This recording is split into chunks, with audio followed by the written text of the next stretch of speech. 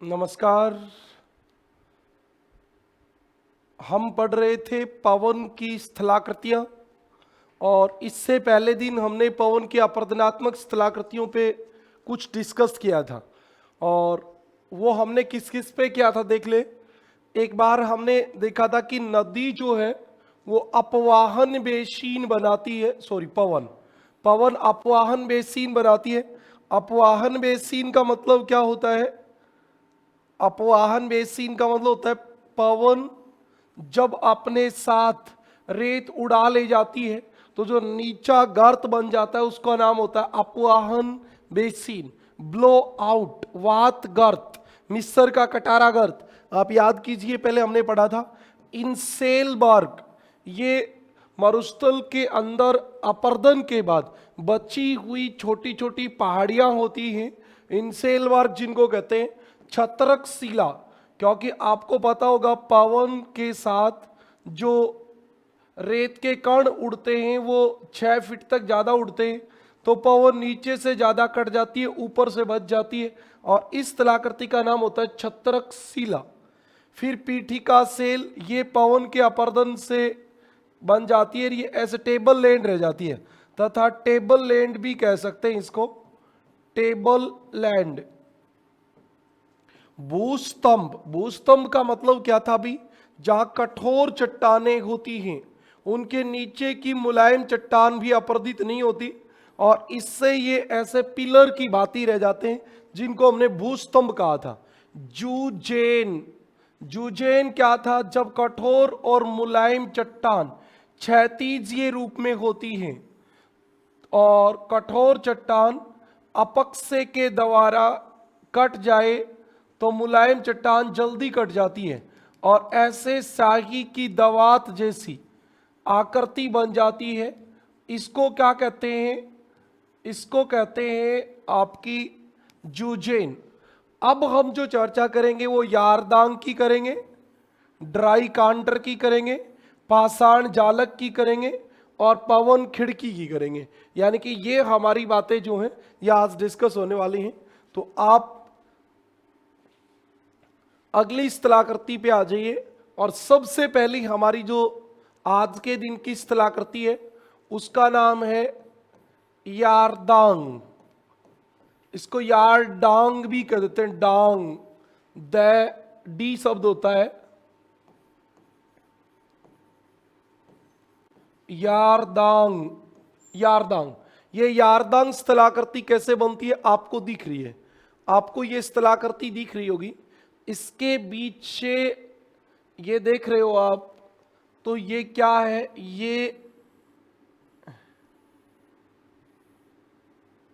ये ऐसा कठोर चट्टान वाला भाग है, ये वाला, ये कठोर चट्टान है और ये भी आपकी कठोर चट्टान है और इसके अंदर पवन जो चलती है वो ऐसे चलती है, पवन ऐसे चलती है और इससे ये आपकी बीच के नाली सी बन जाती हैं। कठोर चट्टानें जो हैं वो खड़ी रह जाती हैं और मुलायम चट्टान जो है वो अपर्दित हो जाती है, जिससे आप देखो तो ये तो दिख ही रही है आपको, ये कठोर चट्टान है, बीच वाली चट्टान मुलायम थी, तो ये कठोर तो कटी नहीं और मुलायम चट्टान कट गई और उससे आपकी जो स्थलाकृति बनती है, ये कठोर चट्टान है तो ये ऐसे रह जाती है और बीच वाली मुलायम चट्टान जो है वो क्या हो गई? अपर्दित। ये बीच वाला भाग खाली हो गया, पवन यहां से आ रही है, पवन यहां से आ रही है। ये कैसी चट्टान थी? मुलायम। और ये वाली कैसी थी? कठोर, कठोर। ये वाली भी कैसी थी? कठोर। तो इससे आप समझेंगे कि कठोर चट्टान जो है वो अपर्दित होती नहीं है और मुलायम चट्टान अपर्दित हो जाती है। इसमें एक ध्यान और याद रखना है कि ये कैसे हैं, ये कठोर और मुलायम चट्टान, तो ये ऐसे हैं, ये कठोर, ये कठोर और ये वाली मुलायम, और जब चट्टान ऐसे खड़ी होती है तो उसका नाम होता है लंबवत। क्योंकि आपको याद रखना है, जूजेन जो होता है वो कठोर और मुलायम चट्टानों की क्षैतिजीय स्थिति के कारण होता है, और ये आपकी लंबवत स्थिति के कारण होता है, ये ध्यान रखें। तो अब आप समझेंगे थोड़ा सा तो समझ जाओगे। क्या यारदांग की रचना, यारडांग भी कह सकते हैं, एक्चुअल इसका अंग्रेजी वाला नाम ध्यान रखो। यारडांग की रचना उस क्षेत्र में होती है, उस क्षेत्र में होती है जहां कठोर व मुलायम चट्टान, जहां कठोर व मुलायम चट्टान कैसे होती हैं? लंबवत होती हैं, लंबवत होती हैं। मुलायम चट्टान जल्दी अपरदित हो जाती है, जल्दी अपरदित हो जाती है तथा कठोर चट्टान जो कि त्यों रह जाती है।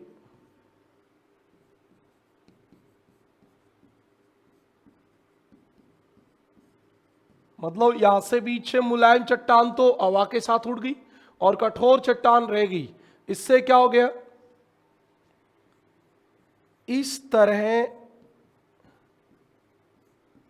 नालियां बन जाती हैं, नालियां बन जाती है, मतलब बीच में ये जगह खाली हो जाती है, दोनों तरफ क्या रह जाती? कठोर चट्टान रह जाती है। दोनों तरफ बचे कठोर चट्टानों के भाग को, कठोर चट्टानों के भाग को यारडांग कहते हैं, यारडांग कहते हैं। बिल्कुल सही बात है भाई। ये पवन के समानांतर बनते हैं,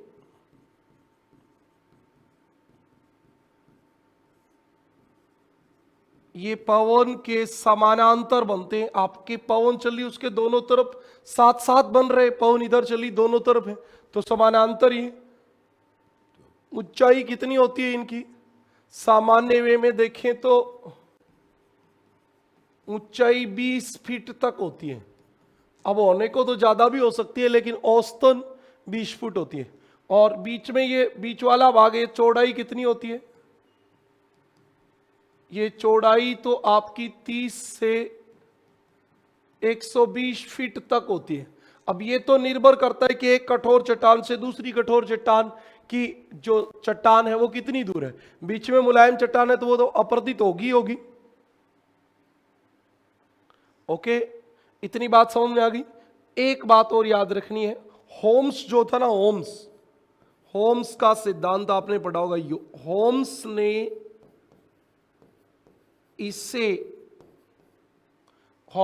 इसे क्या कहा? कोम्स कोम्ब, कोम्स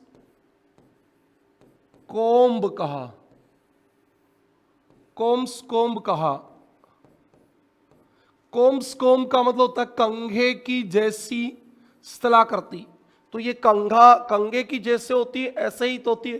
कंघे के बीच में भी तो लंबवत, एक जगह खाली होती है एक खड़ी होती है, एक जगह खाली होती है एक खड़ी होती है। तो इसको इन्होंने क्या कहा? Combs comb. बात समझ में आई? कोम्स कोम्ब क्या होता है? ये आपकी एक स्थलाकृति थी। अब अगली बात पे चलेंगे हम। 8 नंबर, ये आपकी अगली स्थलाकृति आ गई dry contour. Dry contour, dry कांटर।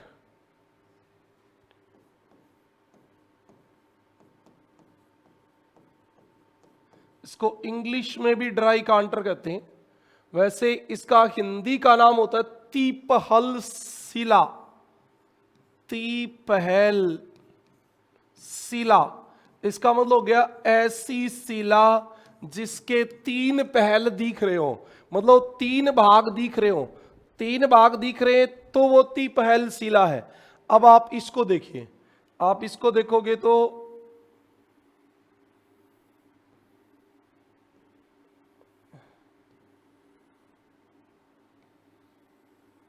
ये चट्टान ऐसे है, तो आपको ये वाला भाग दिख रहा है। आप देखोगे तो ये ऐसे, देखो ऐसे कटा हुआ है, ऐसे आवा ने इसको ऐसे काट दिया, ये वाला ऐसे कटा हुआ है, ये वाला ऐसे कटा हुआ। अब उधर वाला तो हमें दिख नहीं रहा, ये पत्थर पड़ा है धरातल पे, और जब ये अपघर्षण, पवन के घर्षण के द्वारा नुकीला बन जाए और इसके 4 फलक बन जाए, 4 अलग अलग पार्ट बन जाए और हमें 3 दिखाई दे, तो उसका नाम होता है ड्राई कांटर। ओके, और 8 फलक वाले शिलाखंड को कहते हैं वेंटीफैक्ट। क्या कहते हैं? वेंटीफैक्ट। बहुत आसानी से आप इन चीजों को समझ रहे हो, कोई बहुत मुश्किल काम है नहीं, सिर्फ ये दिखना और समझना, इतनी सी बात है। मरुस्थल की सतह पर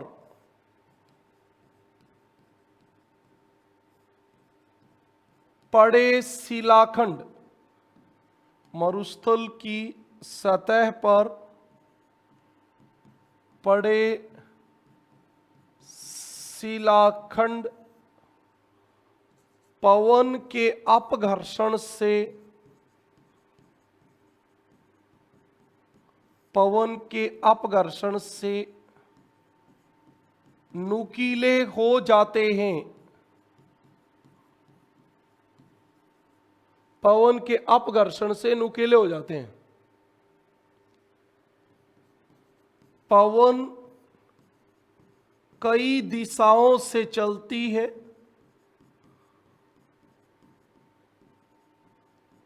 कई दिशाओं से चलती है, अतः पवन कई दिशाओं से चलती है, अतः शिलाखंड की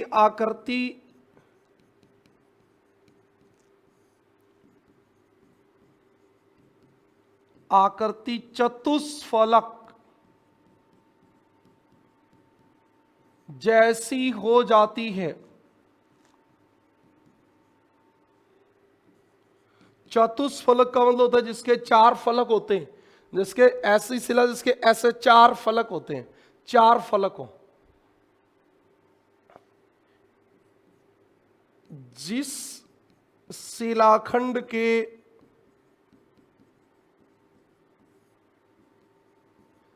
3 फलक दिखाई देते हैं,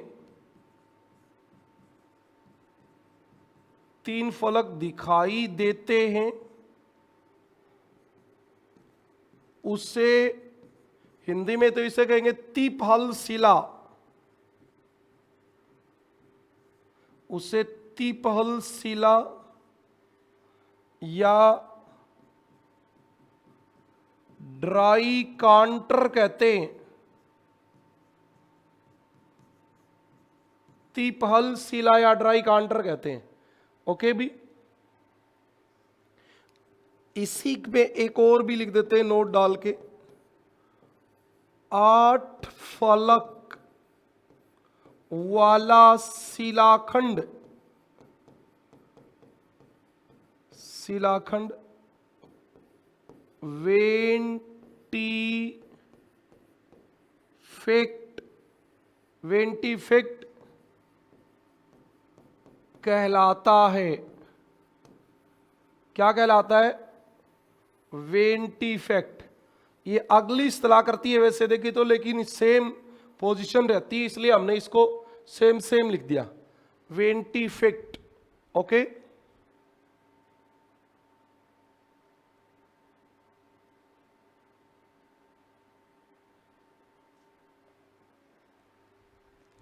ये आपकी अगली स्थलाकृति थी, कंप्लीट हो गई, बात समझ में भी आ गई? कहीं कोई दिक्कत हो तो आप बताओ।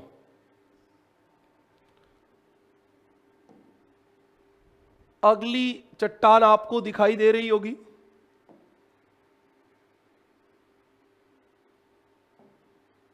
हाँ, इसका नाम क्या होता है भी? पाषाण जालक या जालीदार शिला।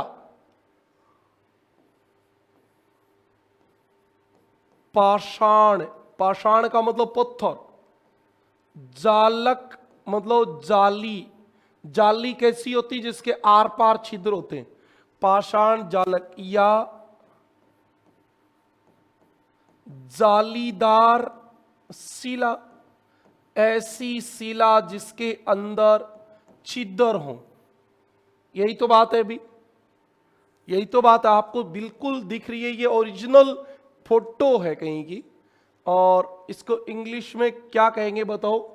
इसको इंग्लिश में कहेंगे लैटिक स्टोन। लैटिक स्टोन क्या कहेंगे भी? Lattice stone. अब देखो, एक बात समझें आप, ये चट्टान जो है, ये चट्टान जो है, ये अलग अलग खनिजों से बनी है, बिल्कुल अलग अलग खनिजों से बनी है। तो ये अलग अलग गति से फैलेंगे, सिकुड़ेंगे। ये मरुस्थल के अंदर की बात है। तो आप समझिए, जब दिन में तापमान बढ़ता है तो चट्टान गर्म होकर फैलती है, रात्रि में ठंडी होकर सिकुड़ती है, अगले दिन फिर फैलती है। तो इनके अलग अलग गति से फैलने सिकुड़ने के कारण ये जो खनिज होते हैं ये ढीले पड़ जाते हैं। और फिर जब इनसे आवाज टकराती है तो जो ढीले होते हैं वो क्या होते हैं? वो पवन के साथ अपरदित हो जाते हैं। और कठोर भाग ऐसे का ऐसा रहता है, जिससे चट्टान के अंदर ऐसे खड्डे बन जाते हैं, गर्त बन जाते हैं। और इन गर्त वाले को क्या कहते हैं? इन गर्त को कहते हैं जालीदार शिला या पाषाण जालक।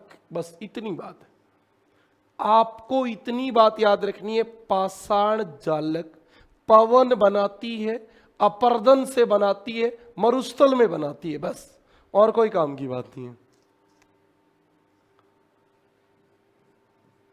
मरुस्थलीय भागों में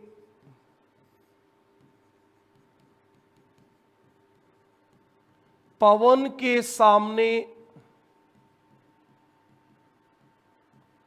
सामने जब ऐसी चट्टान पड़ी होती है, ऐसी चट्टान पड़ी होती है जिसका निर्माण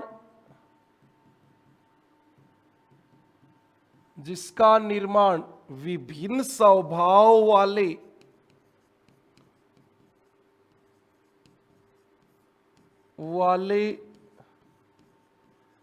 खनिजों से हुआ हो,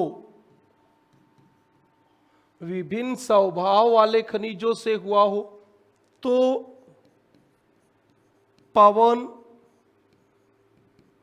ढीले पड़े भाग या कोमल भाग को अपरदित कर देती है, अपरदित कर देती है, तथा कठोर भाग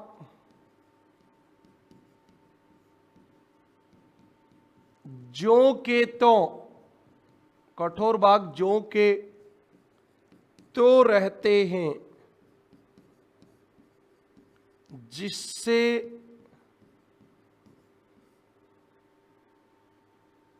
चट्टान में गर्त बन जाते हैं, गर्त बन जाते हैं, जिन्हें पाषाण जालक कहते हैं।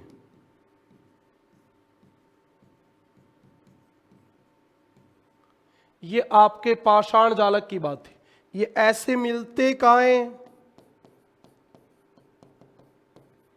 तो रॉकी पर्वत में, रॉकी पर्वत में अनेक पाषाण जालक मिलते हैं। रॉकी पर्वत में अनेक पाषाण जालक मिलते हैं। आप बताओ, आपको चित्र दिख रहा है, उसमें ये सब दिखाई दे रहा है कि नहीं दे रहा है?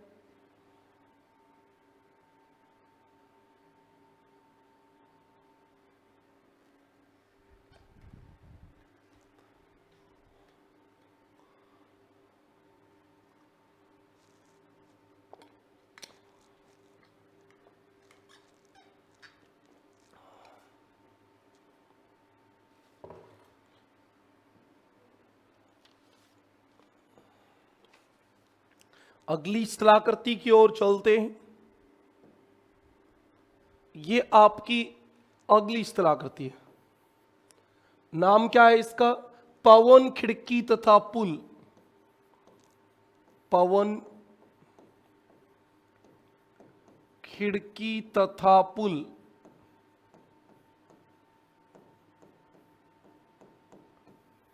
जिन बच्चों को थोड़ा पहले से आता है वो स्पीड थोड़ी बढ़ा के देख लिया करो, क्योंकि भी कुछ बच्चे ऐसे भी तो हो सकते हैं जो पहली बार ही ज्योग्राफी फर्स्ट ग्रेड पढ़ रहे हो, तो फिर उनको हर चीज आराम से बतानी जरूरी होती है। आप देखिए आपके सामने ये आपको दिख रहा है क्या? इसके आर पार का छिद्र है ये चट्टान यहां से कटी हुई है और इधर यहां तक कटी हुई है।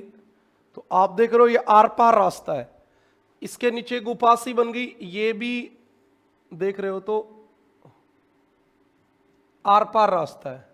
ये अभी गड्ढा बन रहा है, बना नहीं है, आर पार नहीं बन पाए, बन जाएगा ये भी। ये चट्टान पड़ी है मरुस्थल के अंदर, हवा आके टकरा रही है, इसके टकरा टकरा के देखो आप जाटी के जैसे छोटे होते हैं, ऐसे चट्टान के ये खरदरा बना रखा है इसने, और इसके आर पार रास्ता निकाल दिया। तो ये तो होगी आपकी पवन खिड़की, पवन खिड़की। और ये क्या हो गया? पुल या मेहराब, पुल या मेहराब। ये आपकी बात है। अब देखते ही ये बात समझ में आती कि सही बात है भाई, ये तो ऐसा ही है।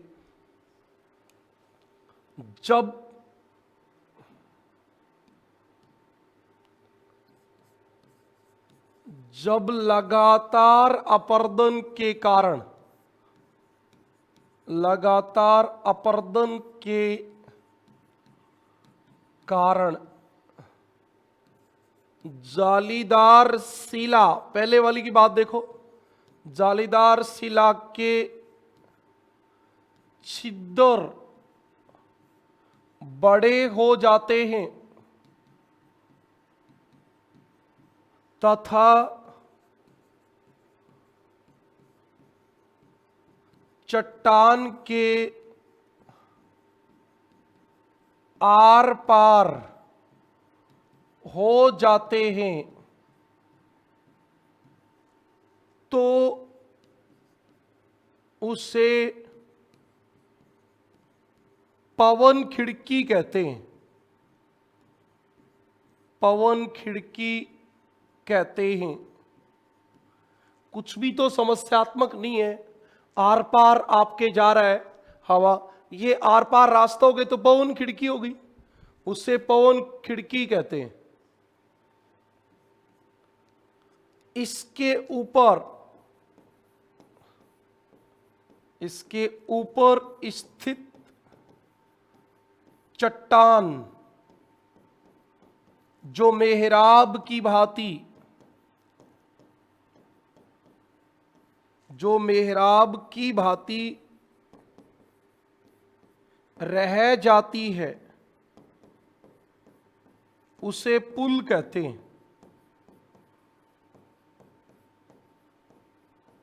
काम की बात इतनी है कि आपको यह पता होना चाहिए पवन खिड़की, अब इसमें खिड़की पवन हटा भी देख ले एग्जाम में, चट्टान खिड़की बोल दे, अकेली खिड़की और पुल बोल दे, तो कौन बनाता है ये आपको पता होना चाहिए। ये आपकी अपर्दनात्मक स्थलाकृतियां कंप्लीट हो गई। अब हम बात करेंगे पवन के, ये आपको एक और मैंने पवन खिड़की का चित्र जो है वो दिखाया है। ये क्या है?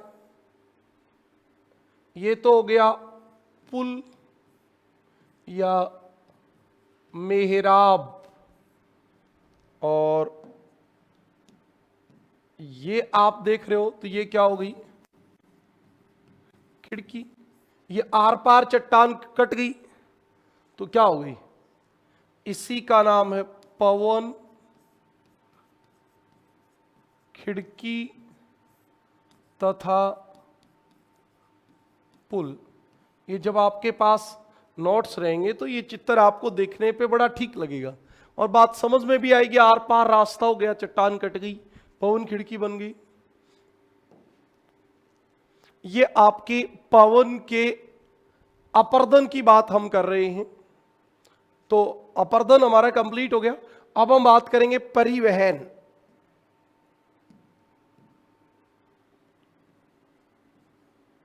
पवन के परिवहन के रूप, पवन परिवहन करती कैसे है, ये बड़ी काम की बात है। तो आप देखिए, पवन के का परिवहन कार्य, आप एक चीज में अंतर पाओगे जब पवन के परिवहन की बात करोगे तब। नदी, कोई भी पत्थर काटा, जिधर नदी जा रही है सेम दिशा में जाएगी। गंगा नदी हमेशा यहीं से बह रही है, यमुना नदी हो सकता है थोड़ा बहुत रास्ता चेंज किया हो, पहले राजस्थान के भरतपुर से बहती थी, आजकल नहीं बहती, लेकिन हर साल हर दिन थोड़ी बदलती है। लेकिन पवन जो होती है वो सुबह से शाम तक भी एक दिशा में नहीं चलती, इसलिए पवन परिवहन तो करती है लेकिन उसकी दिशा निश्चित नहीं होती। क्या निश्चित नहीं होती? दिशा। नदी और इमानी के समान पवन की दिशा निश्चित नहीं होती। ओके, तो ये बात याद रखने। पवन का परिवहन कार्य, पवन का परिवहन कार्य निश्चित दिशा में नहीं होता है। पवन का परिवहन कार्य निश्चित दिशा में नहीं होता, लेकिन इसका मतलब यह भी नहीं है कि पवन परिवहन कम करती है ना। सारा मरुस्थल की रेत, अफ्रीका की रेत और भूमध्य सागर को पार करके जर्मनी में जाके जमा होती है, तो पवन हजारों किलोमीटर तक रेत उड़ा के ले जाती है, ऐसा कुछ नहीं है। पवन हजारों किलोमीटर तक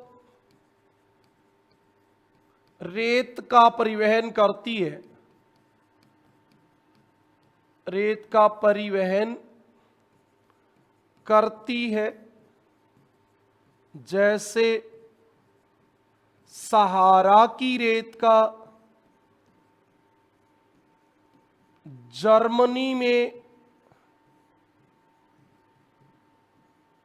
जमाव। सहारा की रेत जर्मनी तक जाती है। अब देखिए आप, पवन द्वारा परिवहन के रूप, पवन रेत को ले जाती कैसे? तो तीन तरीके से ले जाती है। ओके, पहला आपका ये वाला जो है इसका नाम होता है नीलंबन। इसका नाम क्या होता है? नीलंबन नाम होता है, नीलंबन। ये दिख नहीं रहा अभी कलर, क्या नाम होता है? नीलंबन। नीलंबन का मतलब होता है उड़ाकर, उड़ाकर। पवन जो बारीक रेत होती है, धूल होते हैं, उनको अपने साथ उड़ा ले जाती है। उसका मतलब होता है क्या भी? निलंबन।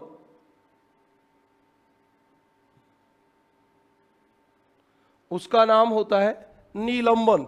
ये आपके काम की बात थी निलंबन की। दूसरा क्या होता है?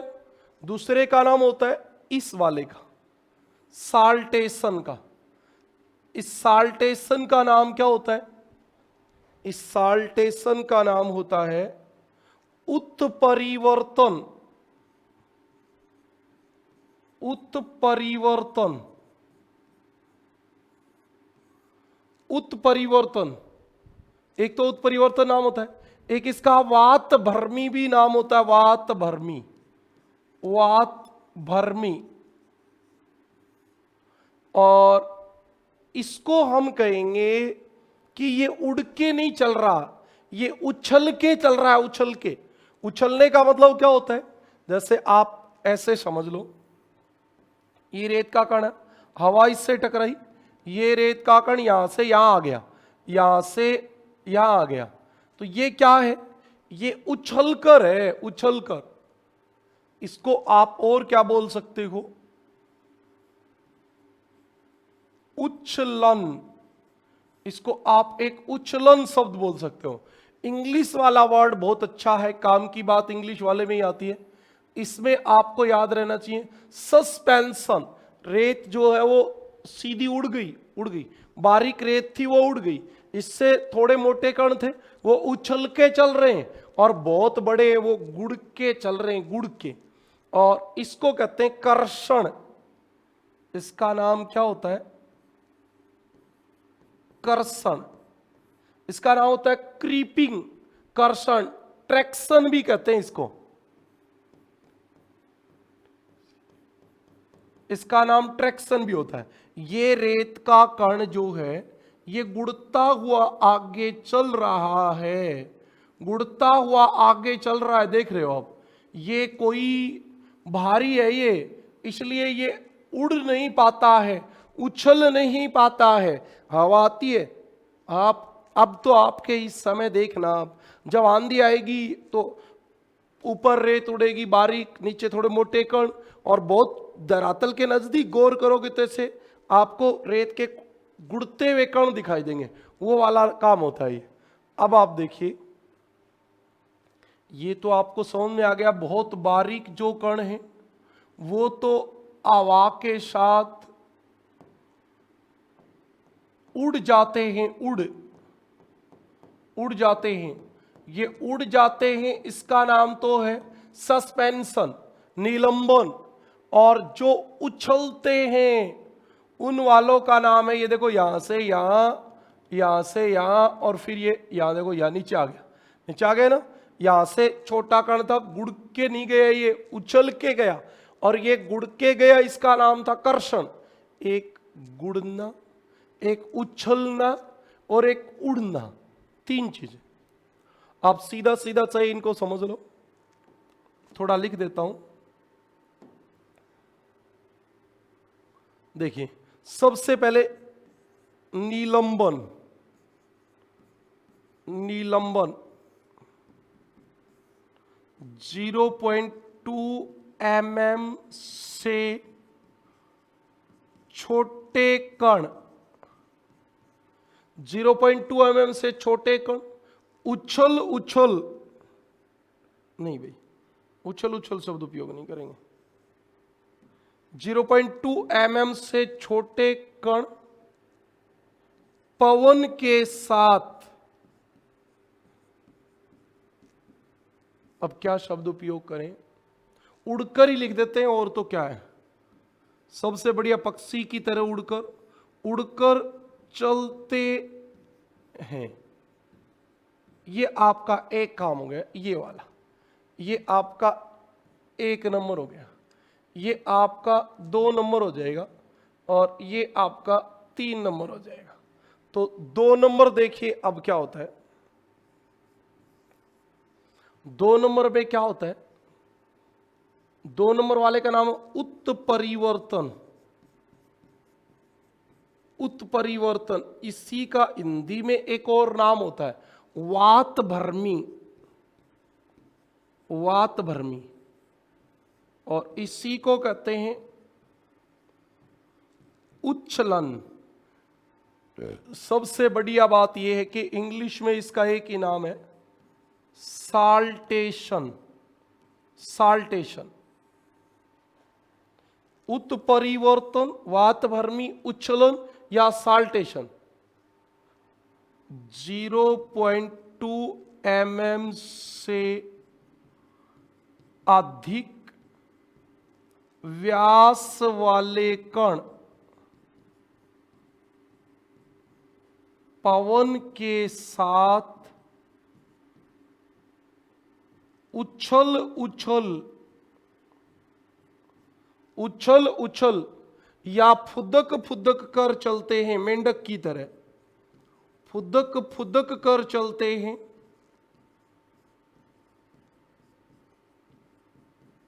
फुदक फुदक कर चलते हैं, ये बात है। और तीसरे नंबर आपकी बात क्या थी भी? तीसरी थी कर्षण, कर्षण। इसी का एक नाम और भी होता है खींचकर,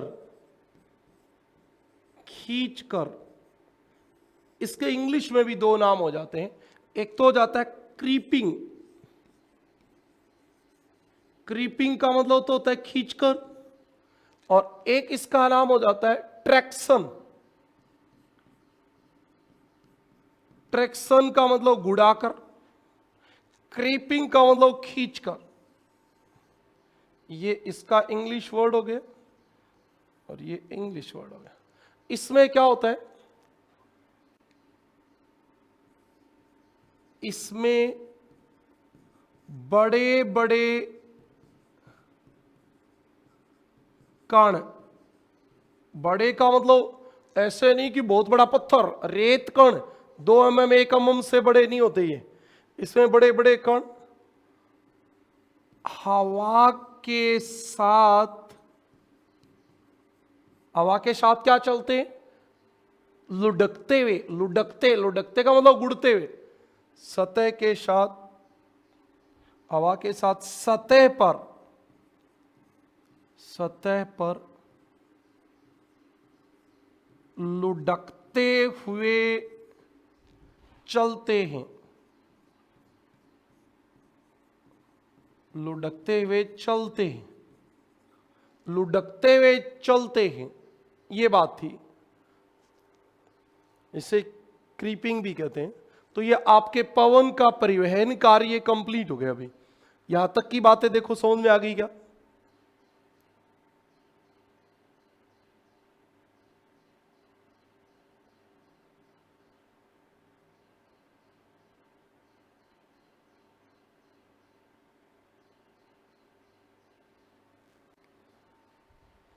इतनी बातें आपके समझ में आ गई तो हम अगली बात पे चलेंगे। जल्दी से आप बताइए।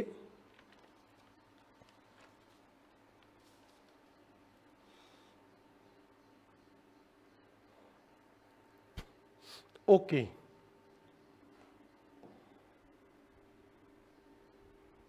इसको एक बार के लिए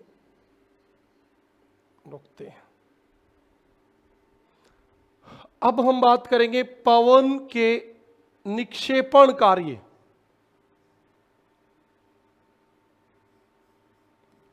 पवन के निक्षेपण कार्य। पवन निक्षेपण कैसे करती है? पवन निक्षेपण कैसे करती है?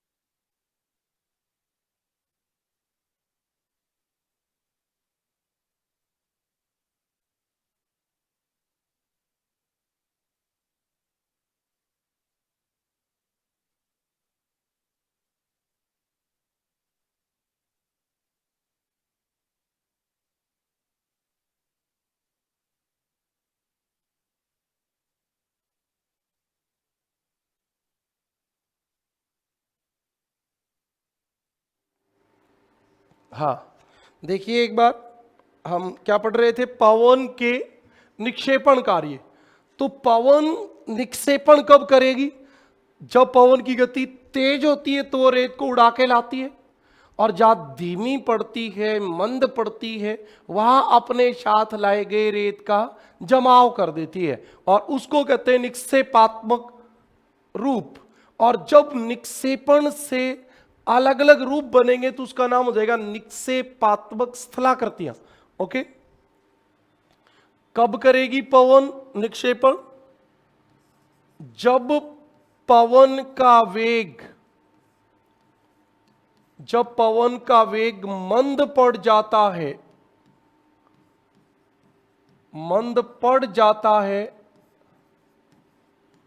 तो पवन अपने साथ लाई या लाए गए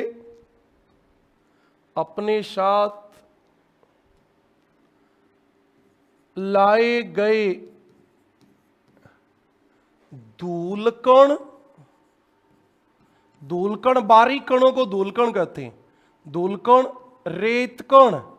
रेतकण 1 mm तक का जो 1 mm तक व्यास का जो कण होता है उसको रेतकण कहते हैं। और बजरी गुड़ा के लाती है, बजरी का जमाव शुरू कर देती है।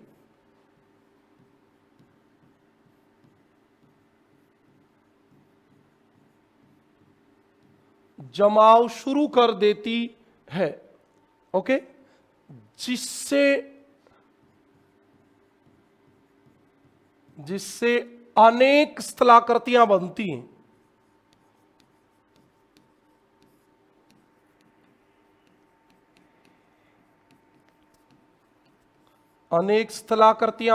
हैं। आपको याद रखना है कि पवन निक्षेपण से 3 स्थलाकृति बनाती है, और उन 3 का नाम आपको पता रहना चाहिए। एक बनाती है तरंग चिन्ह, इसका नाम होता है रिपल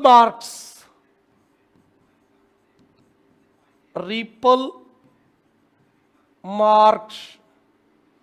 और इसी का एक नाम और होता है उर्मिका चिन्ह।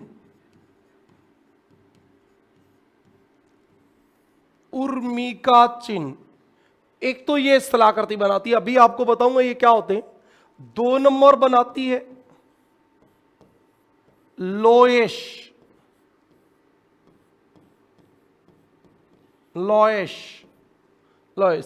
और 3 नंबर बनाती है बालू का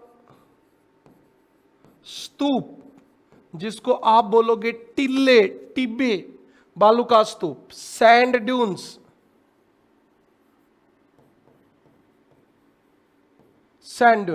ये 3 स्थलाकृति बनाती है, लेकिन बालू का स्तूप में अनेक प्रकार हो जाते हैं, तो हम इसका विस्तार अध्ययन करेंगे।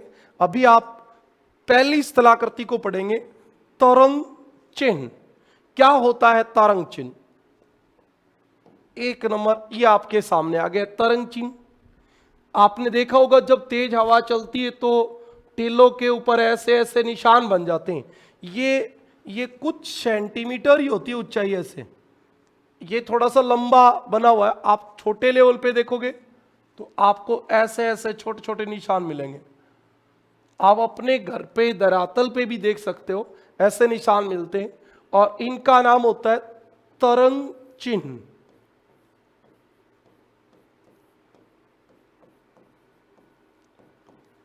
तरंग चिन्ह, रिपल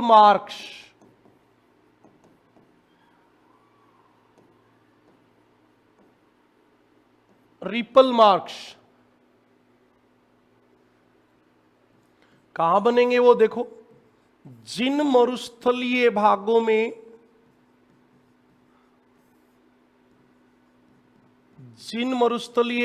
में रेत की अधिकता होती है,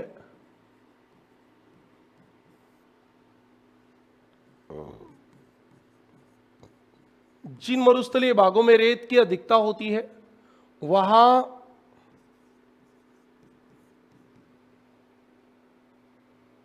पवन के निक्षेप से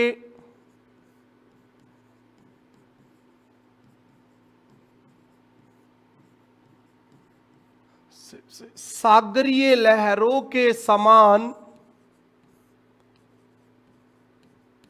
सागरीय लहरों के समान क्या बन जाते हैं? लहरदार तरंग चिन्ह बन जाते हैं। लहरदार तरंग चिन्ह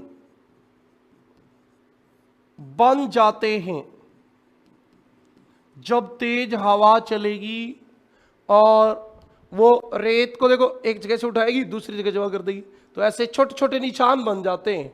ओके, इन्हें उर्मी का चिन्ह भी कहते हैं।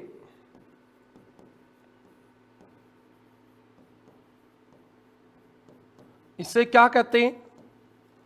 उर्मी का चिन्ह, उर्मी का चिन्ह भी कहते हैं। ये बनेंगे कहां? इसमें पवन किधर से आ रही है? इधर से आ रही है। ये पवन के एकदम समकोण पे बनते हैं, 90 डिग्री के कोण पे बनते हैं। ये बात आपको पता होनी चाहिए। ये पवन के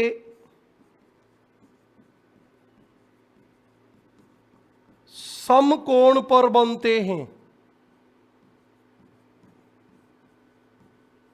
ओके, और इनकी ऊंचाई कितनी होती है बताओ? इनकी ऊंचाई कुछ सेंटीमीटर ही होती है। मतलब कोई 1 2 3 4 सेंटीमीटर बस। अरे तो छोटे छोटे ही तो निशान होते हैं ऐसे, आप देखोगे तो बहुत छोटा निशान होता है वो, ऐसे बस ऐसे ऐसे निशान होता है। इसी का नाम होता है आपका तरंग चिन्ह। क्या नाम होता है भी इसका? तरंग चिन्ह।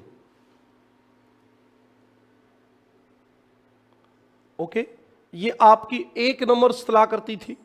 अब हम अगली पे चलेंगे, 2 नंबर। 2 नंबर हमारी थी लोएश। लोएश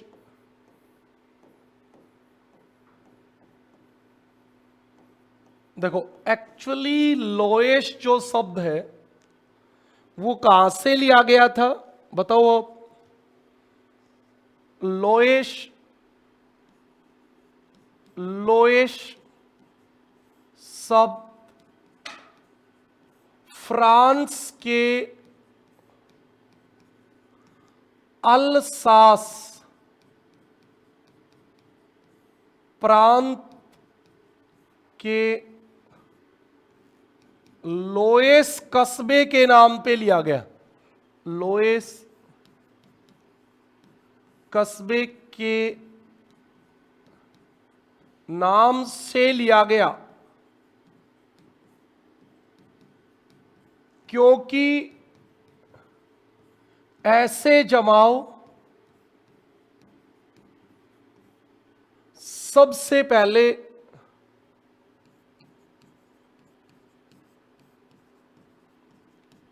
फ्रांस के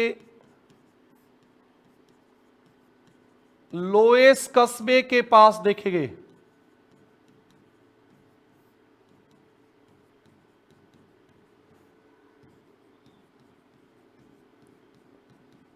अब आप सुनिए, एक्चुअली ये बात क्या होती है, ये आपका अफ्रीका महाद्वीप है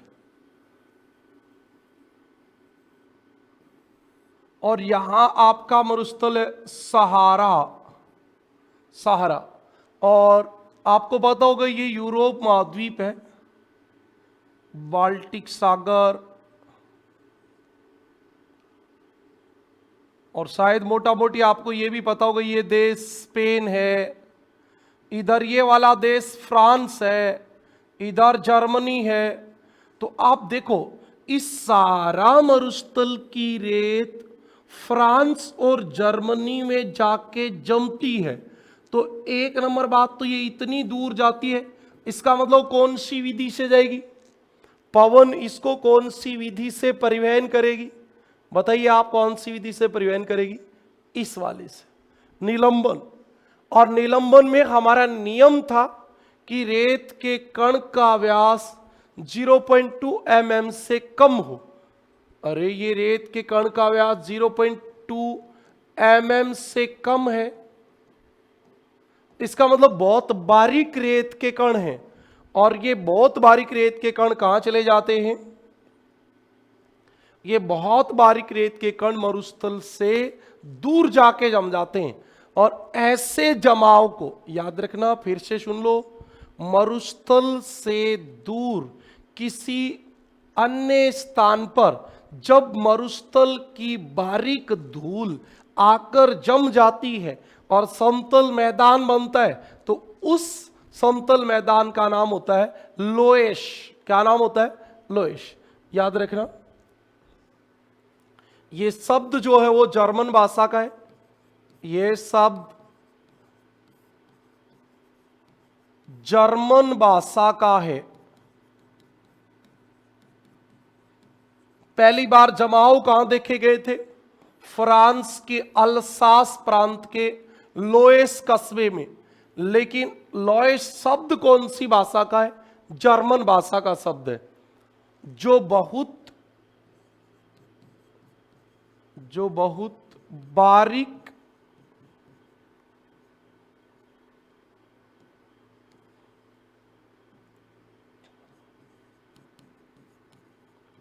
कणों वाली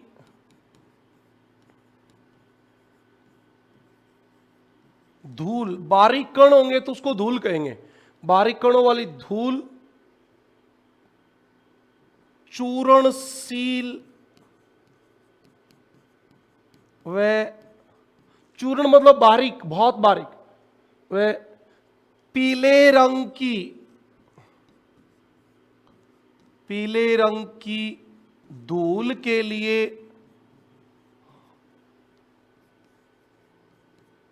प्रयोग किया जाता है। बातें आपके समझ में आई? ये जर्मन भाषा का शब्द है जो पीले रंग की धूल के लिए, विशेष रूप से पीले रंग की धूल के लिए प्रयोग लिया जाता है। और लॉयस के जमाव सबसे पहले कहां देखे गए? फ्रांस के अल्सास प्रांत के निकट लोएस नामक कस्बे में देखे गए। आपको यह बात पता रहनी चाहिए। लोएस का सर्वप्रथम अध्ययन किसने किया? लोएस का सर्वप्रथम अध्ययन जर्मन विद्वान रिचथोफेन, फोन रिचथोफेन। यदि आपने नाम सुना है तो फोन रिचथोफेन, ये इंपॉर्टेंट बात है, फोन रिचथोफेन द्वारा किया गया।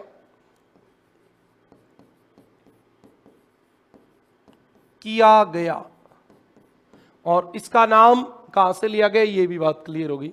अब देखिए आप, क्या होता है लोएस में, होता क्या है? बालू रेत होती है, तो लोएस में, बालू रेत में क्या ज्यादा होता है? फेल्ड्सपर। आपको पता होगा भूपर्पट्टी का आधा भाग फेल्ड्सपर खनिज से बना होता है, और फेल्ड्सपर की सबसे ज्यादा मात्रा किसमें होती है? बालू रेत और ग्रेनाइट में। तो लोएस में फेल्ड्सपर, अभ्रक,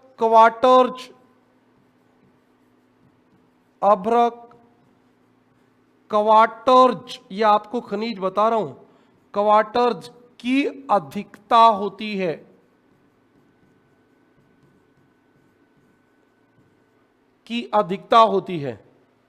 जिन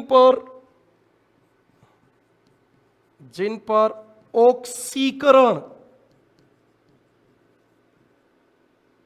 ऑक्सीकरण का मतलब होता है वायुमंडल की ऑक्सीजन या जल की ऑक्सीजन,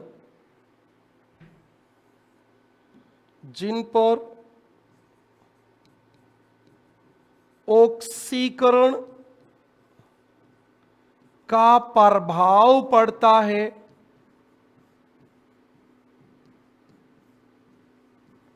तो उनका रंग पीला हो जाता है, रंग पीला हो जाता है। और इसीलिए उस पीले रंग के जमाव को क्या कहते हैं? लोएश कहते हैं।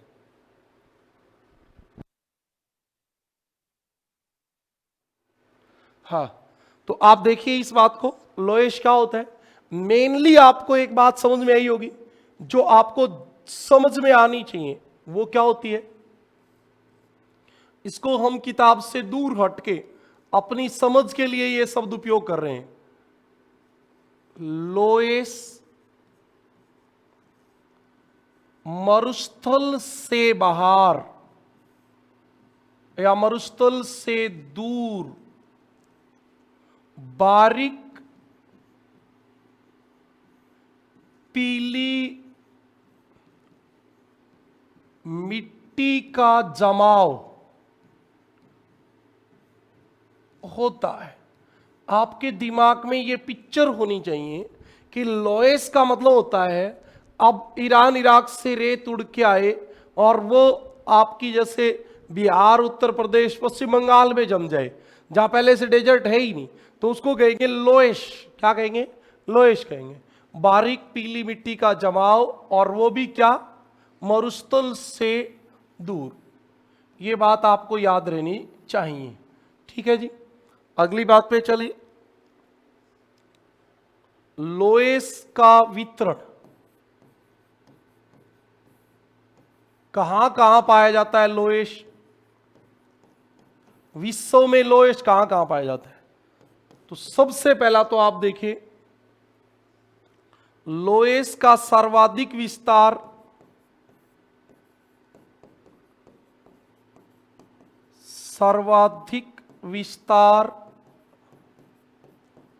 उत्तरी पश्चिमी चीन में है। हाँ जी, आप देखोगे तो आपको पता चलेगा, जैसे ये सहारा, ये लाल सागर, ये फारस की खाड़ी, ये हमारा इंडिया, ये इंडोनेशिया, मलेशिया, ये जापान वाला भाग आ गया, ये ऐसे आपका यूरोप महाद्वीप होता है। ये देश है चीन, और यहां आपके एक मरुस्थल है गोबी का मरुस्थल, और इसकी रेत उड़ उड़ के यहां आपने पढ़ी भी थी, अवांग हो नदी के किनारे पर जम जाती है। अवांग हो नदी को पीली नदी कहते हैं, पीली। चीन का शोक कहते हैं। क्यों कहते हैं? क्योंकि इसके किनारे पीली रेत उड़ के आती है। तो बिल्कुल गोबी के मरुस्थल की रेत उड़ के चीन में आती है और वहां समतल मैदान बनाती है। उसी समतल मैदान से आपकी एक नदी बहती है, हवांग हो। इसके किनारे प्राकृतिक तटबंध जो बनते हैं वो इसी बालू रेत से बनते हैं, और जब वो टूटते हैं तो उत्तरी चीन में भयंकर बाढ़ आती है। इसलिए हवांग हो नदी को चीन का शोक कहते हैं। ओके, सबसे इंपॉर्टेंट बात थी आपकी ये वाली। दूसरी आप देखिए और कहां मिलते हैं। यूरोप महाद्वीप में लोएश,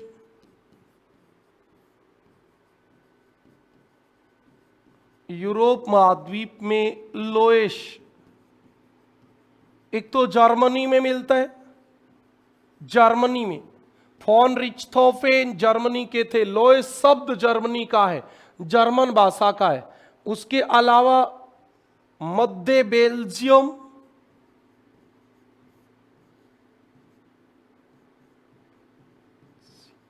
व पूर्वी फ्रांस, वह पूर्वी फ्रांस में मिलते हैं।